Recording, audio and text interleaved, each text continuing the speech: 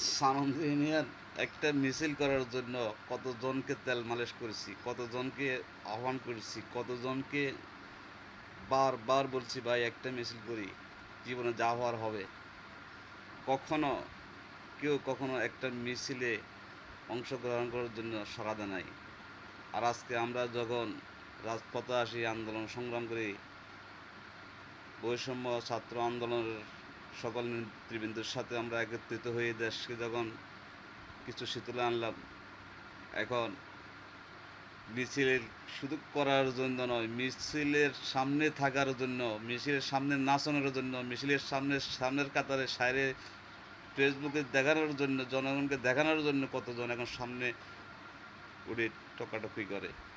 High রে মানুষের নীতি, হাই রে বেমান, কত বেমান এখন বীর মিছিলের সামনের কাতারে।